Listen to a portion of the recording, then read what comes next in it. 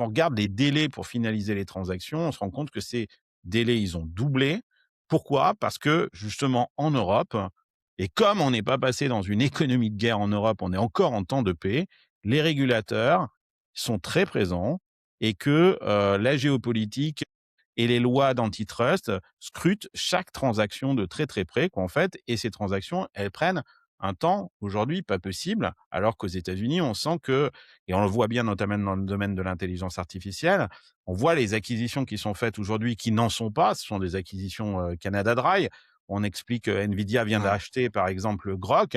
Il ne s'agit pas d'une acquisition, c'est un deal de licence.